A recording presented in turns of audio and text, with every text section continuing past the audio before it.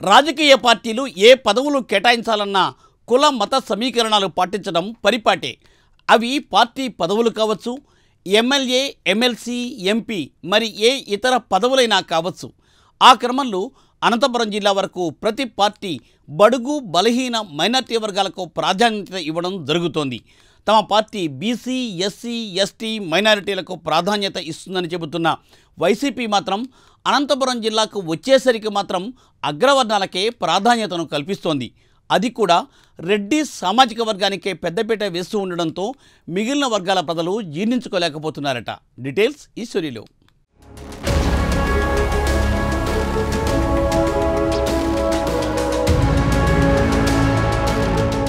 అనంతపురం జిల్లాలో టీడీపీ జిల్లా అధ్యక్ష పదవి కాల్వ శ్రీనివాసుల నుంచి మరో బీసీ నేత వెంకటశివుడు యాదవ్ను వరించింది. సిపిఎం జిల్లా కార్యదర్శి పదవి రాంభూపాల్ రెడ్డి నుంచి ఎస్సీ వర్గానికి చెందిన నల్లప్పకు దక్కింది. సిపిఐ జిల్లా కార్యదర్శి పదవి కురుబ జగదీష్ నుంచి మైనార్టీ వర్గానికి చెందిన జాఫర్కు కట్టబెట్టారు. బీజేపీ జిల్లా అధ్యక్ష పదవిని కమ్మ సామాజిక వర్గానికి చెందిన శ్రీనివాసులను తప్పించి బీసీ వర్గానికి చెందిన రాజేష్కు ఇచ్చారు.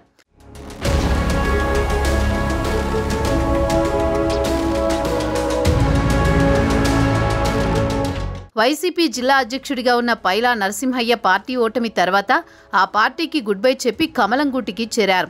దాంతో వైసీపీ అగ్రవర్ణానికి చెందిన, అందులోనూ రెడ్డి సామాజిక వర్గానికి చెందిన అనంత వెంకట్రామిరెడ్డికి కేటాయించింది. దాంతో వైసీపీ రెడ్ల పార్టీ అని చెప్పకనే చెప్పిందన్న అభిప్రాయం వ్యక్తమవుతోంది.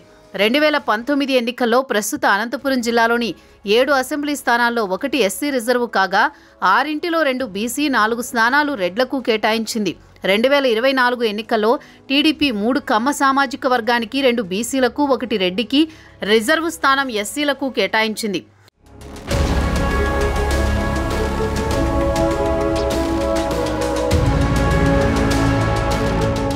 వైసీపీ 2024 ఎన్నికలకు వచ్చేసరికి ఎస్సీ స్థానం ఎస్సీలకు ఇచ్చి కేవలం ఒక్కటే స్థానం బీసీలకు కేటాయించింది. 5 స్థానాలు రెడ్లకే కేటాయించడంతో బీసీ, ఎస్సీ, ఎస్టీ, మైనార్టీ, మిగతా వర్గాలకు చెందిన వారు ఎక్కువ భాగం ఆ పార్టీకి దూరమయ్యారు. దాంతో అనంతపురం జిల్లాలో ఒక్క సీటును కూడా వైసీపీ దక్కించుకోలేకపోయింది.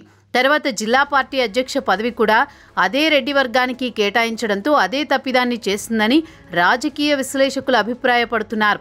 కమ్యూనిస్టు పార్టీలు సైతం కుల సమీకరణాలు పాటిస్తున్నాయని, అధికారంలో ఉన్న బీజేపీ, టీడీపీ సైతం ఆచితూచి అడుగులు వేస్తున్నాయని, వైసీపీ మాత్రం ఒంటెద్దు పోకడ అవలంబిస్తుందనే వాదన ఆయా వర్గాల్లో బలంగా వినిపిస్తోంది.